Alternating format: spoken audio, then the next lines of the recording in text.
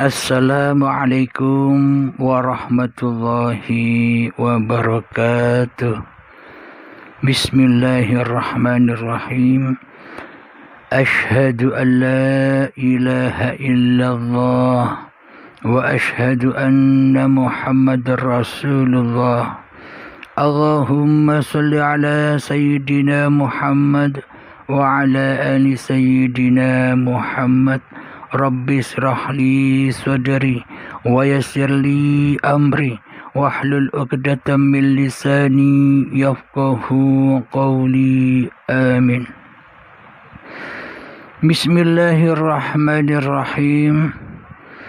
Salam hormatku buat jamaah tercinta, pecinta uripi Allah. Semoga kita semua senantiasa di dalam kesehatan di sisi Allah Subhanahu wa ta'ala, baik zahir maupun batin. Amin ya rabbal alamin. Alhamdulillahi rabbil alamin.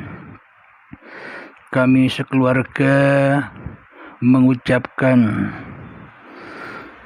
duka yang terdalam dengan adanya gempa di Sulawesi. Semoga para saudara yang ada di sana diberikan ketabahan dan kesabaran di sisi Allah Subhanahu wa ta'ala, dan akan menjadikan hikmah yang terdalam apa yang sudah teralaminya. Amin ya rabbal alamin. Bismillahirrahmanirrahim. Kita lanjutkan kembali episode kembalinya ke jati diri yang keempat. Bismillahirrahmanirrahim.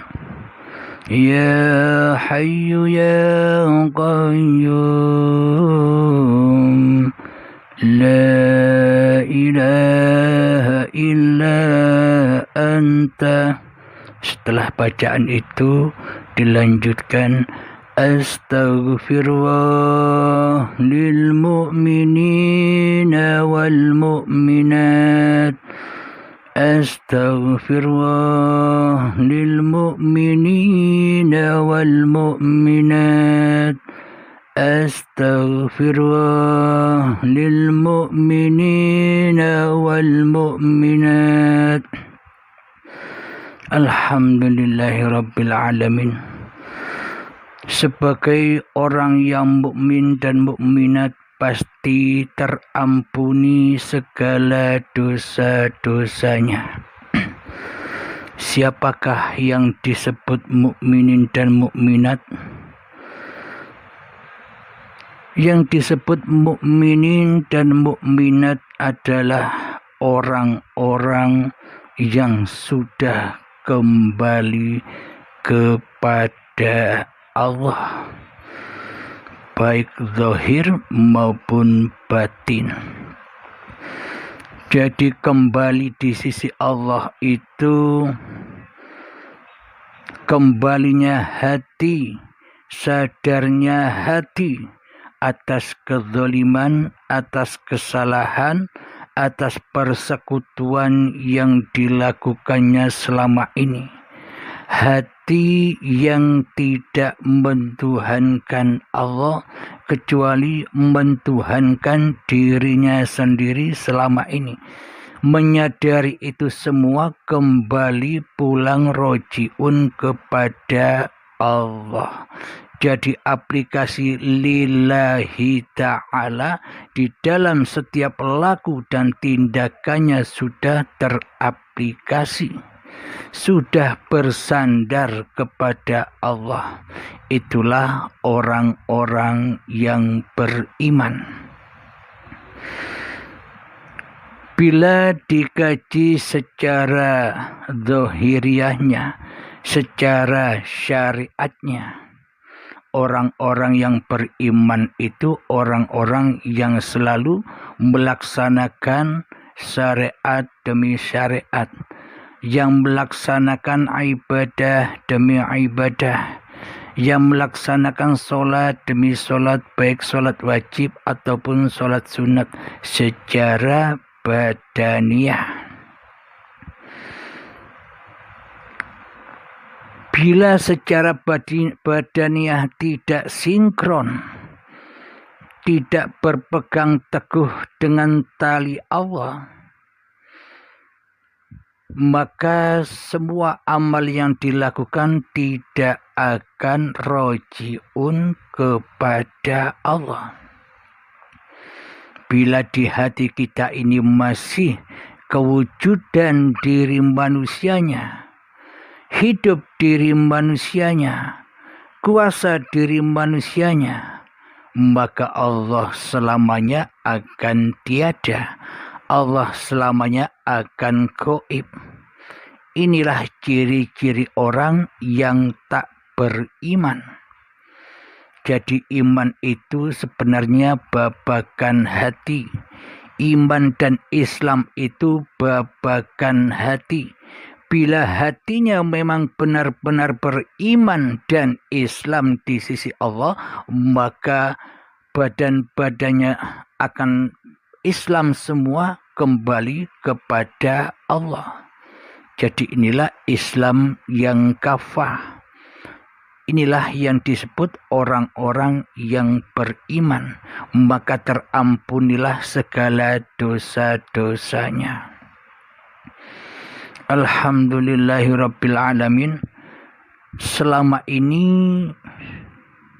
kita diutus oleh Allah dan diseru oleh nabi-nabi, terutama Nabi Muhammad sallallahu alaihi wasallam, untuk selalu menyembah Allah, untuk selalu mengabdi kepada Allah. Akan tetapi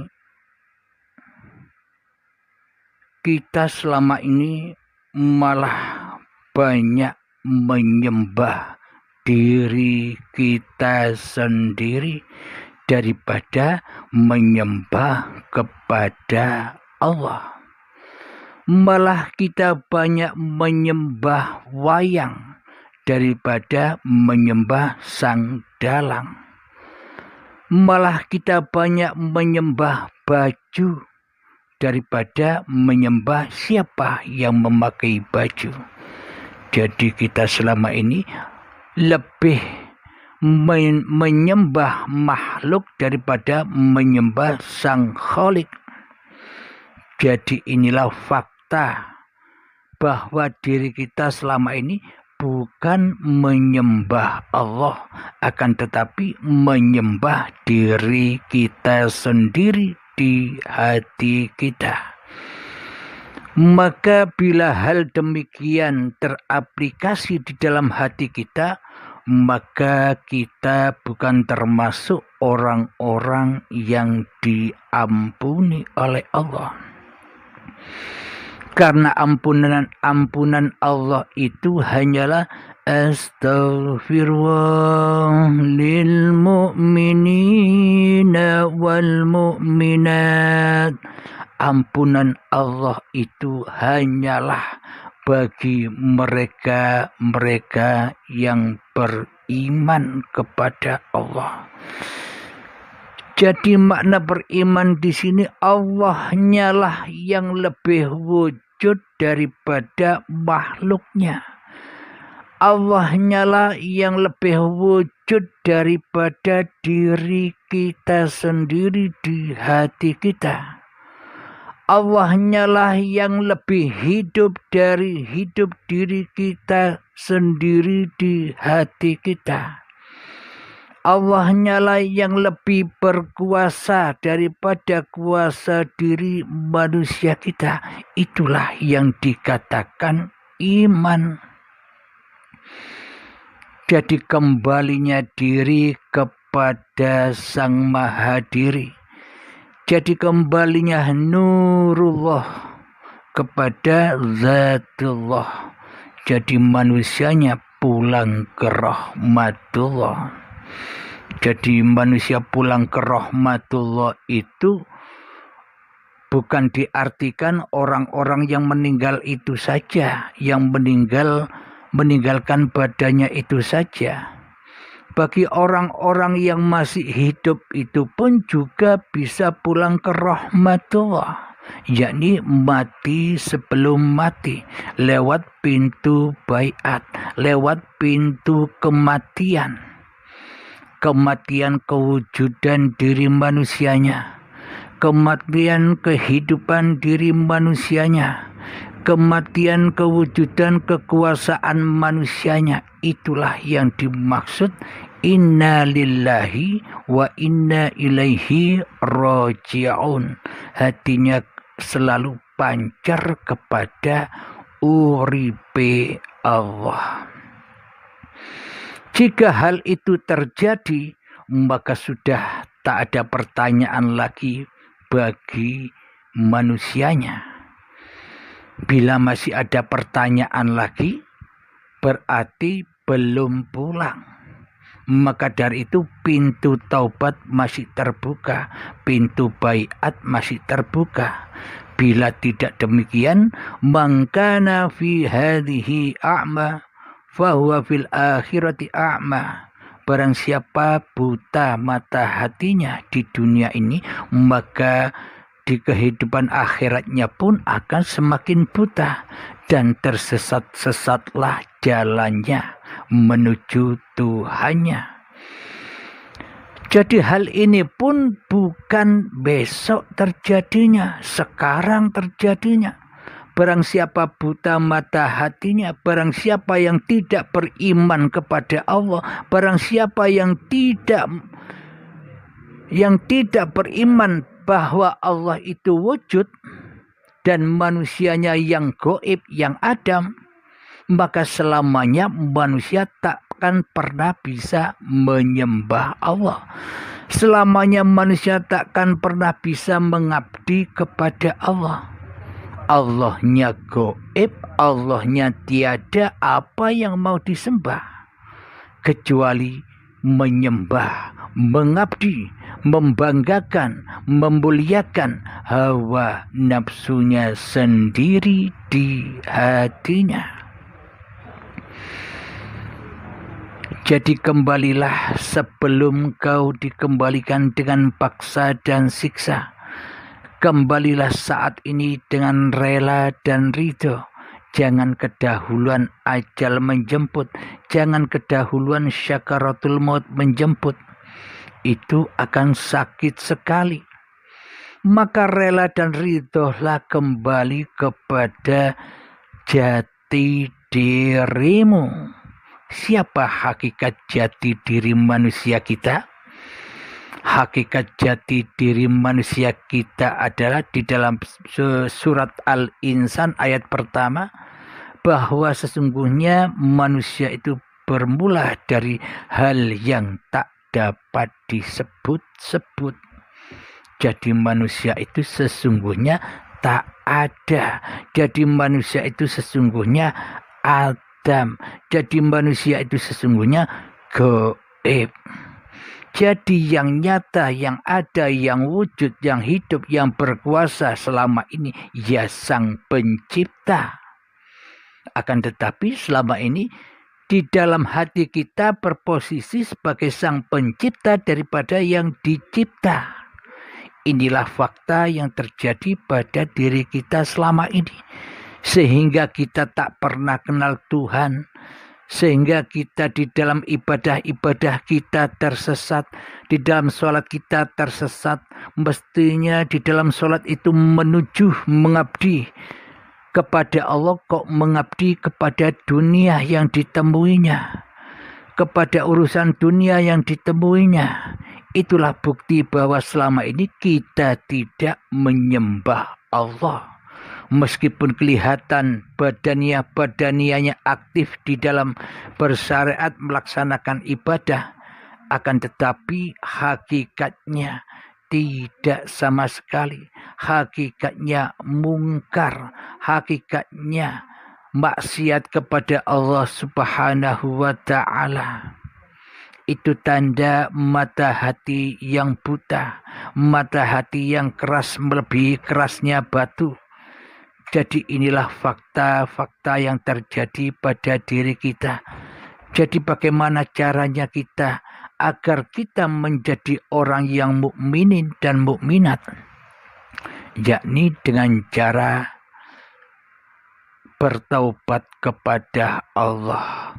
Bertaubat dari apa? Bertaubat dari menjadi Tuhan. Bertaubat dari menjadi rajanya hati. Inilah pintu tobat. Meskipun kita membaca astaghfirullah lil mu'minina wal mu'minat, astaghfirullah lil mu'minina wal mu'minat, astaghfirullah lil mu'minina wal mu'minat. Itu kan hanya bacaan. Itu kan hanya pujian. Pujiannya siapa? Pujiannya hawa nafsunya sendiri. Pujiannya kita sendiri, memuji diri kita sendiri di hati kita. Karena apa? Karena kita merasa bisa berkalam demikian. Namun bagi hamba yang sudah kembali kepada Allah, yang sudah beriman kepada Allah, sudah diaplikasikan istighfar itu di hatinya, tidak disebut-sebut lagi.